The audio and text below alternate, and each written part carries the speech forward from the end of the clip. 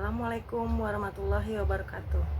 Saya Ria Kurniasih dari Prodi PG PAUD, kelas A2, semester 6, Universitas Pancasakti Bekasi. Untuk kali ini saya akan mempresentasikan mengenai tugas UTS Micro Teaching mengenai pengajaran mikro. Mari kita simak ya. Mendeskripsikan makna pengajaran mikro. Pengajaran mikro adalah pengajaran dalam skala kecil yang dilakukan dengan jalan menyederhanakan komponen-komponen dalam ruang lingkup pembelajaran yang ada, sehingga kita sebagai calon seorang guru dapat menguasai satu persatu keterampilan mengajar dalam situasi mengajar yang disederhanakan itu. Dalam upaya meningkatkan kualitas pembelajaran, seorang pendidik maupun calon pendidik harus mampu menguasai materi-materi dan tata kelola sebuah kelas dalam proses teaching learning. Penguasaan ini diperoleh melalui latihan-latihan atau praktek baik sesama calon guru ataupun praktek langsung di lapangan atau yang biasa kita sebut dengan PPL bagi calon seorang guru.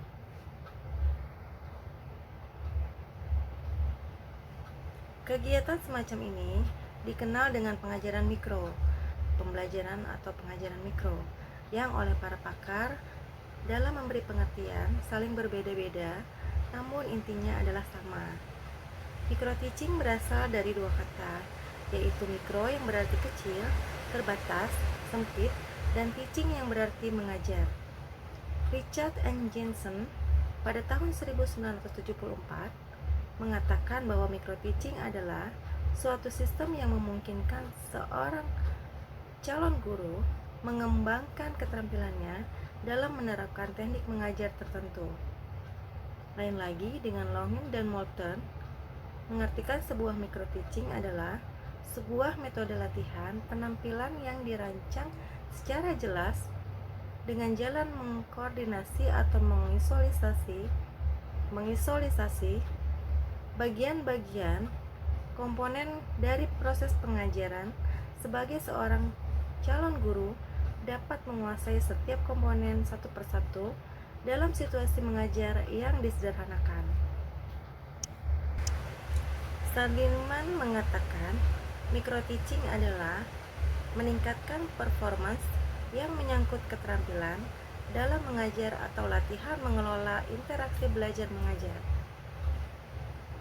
Stallman juga mengatakan pengajaran mikro adalah suatu latihan mengajar permulaan bagi seorang guru atau calon guru dengan skup latihan dan audiens yang lebih sempit dan dapat dilaksanakan dalam lingkungan teman-teman setingkat atau sekelompok murid di bawah bimbingan dosen pembimbing atau di bawah bimbingan guru pamong.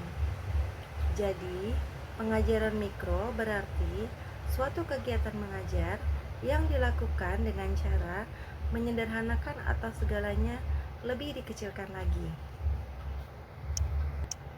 Dalam micro teaching, calon pendidik dapat berlatih unjuk kebolehan dengan kompetensi dasar mengajar secara terbatas dan secara terpadu dari beberapa kompetensi dasar mengajar dengan kompetensi atau tujuan, materi, peserta didik, dan waktu yang relatif dibatasi atau dimikrokan. Pengertian micro teaching dalam penelitian ini merupakan sarana latihan untuk berani tampil menghadapi kelas dengan peserta didik yang beraneka ragam karakternya, mengendalikan emosi, ritme pembicaraan, mengelola kelas agar kondusif untuk proses mentransfer ilmu, dan lain-lainnya. Pengertian micro teaching dilakukan sampai calon pendidik dianggap sudah cukup memadai untuk diterjunkan dalam praktek yang seperti. Tujuan micro teaching. Tujuan umum meningkatkan kemampuan dalam proses pembelajaran. Stallman mengatakan tujuan dari pembelajaran mikro adalah membekali calon guru sebelum sungguh-sungguh terjun ke sekolah tempat latihan praktek pendidikan untuk praktek mengajar. Stallman pada tahun 2005 halaman 189. Tujuan pembelajaran mikro menurut Dwight Allen Mujiono pada tahun 2009, halaman 46. A. Bagi siswa calon guru, memberikan pengalaman belajar yang nyata dan latihan sejumlah keterampilan dan mengajar secara terpisah. 2. Calon guru dapat mengembangkan keterampilan mengajarnya sebelum mereka terjun ke kelas yang sebenarnya. 3. Memberikan kemungkinan bagi calon guru untuk mendapatkan bermacam-macam keterampilan dasar mengajar serta memahami kapan dan bagaimana keterampilan itu diterapkan. Bagi guru, pengajaran mikro hanya untuk calon guru saja, tetapi juga digunakan untuk guru yang telah mengajar di sekolah-sekolah. Tujuannya pun berbeda-beda. 1. Memberikan penyegaran dalam proses pendidikan. 2. Guru mendapatkan pengalaman belajar mengajar yang bersifat individual demi perkembangan profesinya.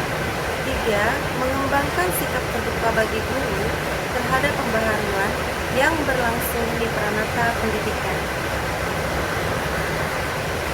Apa saja yang disederhanakan atau dikecilkan? 1.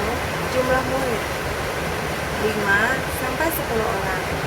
2. Waktu mengajar. 3. Bahan pelajaran atau ruang lingkup materi yang akan dipelajari. 3. Keterampilan yang dilatih. 5. Menggunakan metode. 6. Media pembelajaran. 7. Unsur-unsur pembelajaran yang lainnya. Ciri-ciri pengajaran mikro. Jumlah siswa sebagai subjek belajar sedikit, yaitu antara 5-10 orang. 2. Waktu mengajar terbatas, 10-15 menit. 3. Bahan yang diajarkan terbatas. 4. Komponen mengajar yang dikembangkan juga terbatas.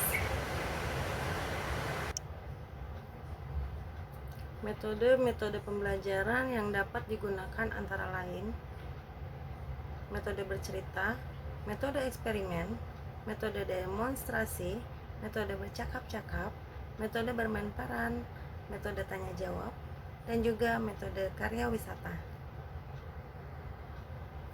Metode bercerita adalah cara bertutur kata dan menyampaikan cerita secara lisan. Cerita harus diberikan secara menarik dan ada buku bergambarnya.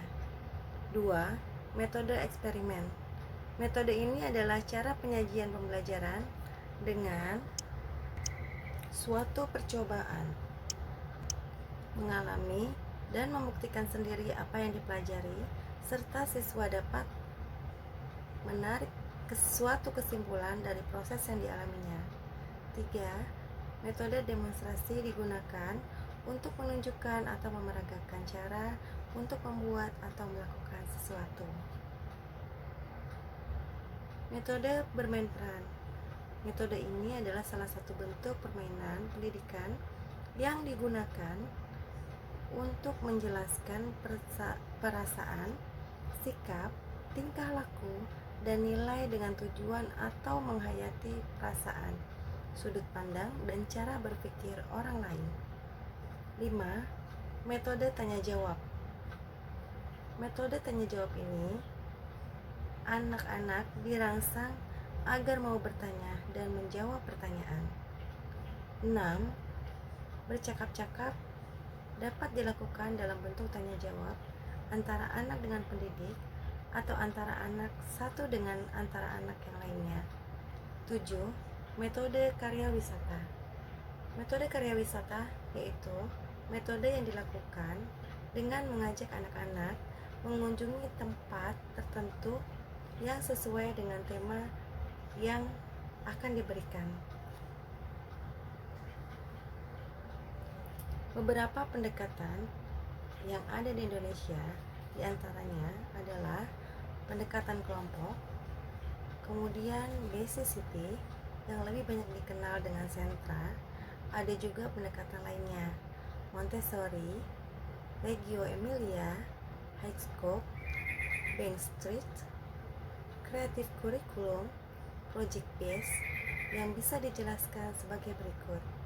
Pendekatan high scope, pendekatan Montessori, Beyond Centers and Circle Time, atau yang biasa disingkat dengan BCCT, atau dalam bahasa Indonesia adalah lebih jauh tentang sentra dan saat lingkaran kegiatan bermain sambil belajar pada sentra-sentra, atau sentra persiapan, peran mikro,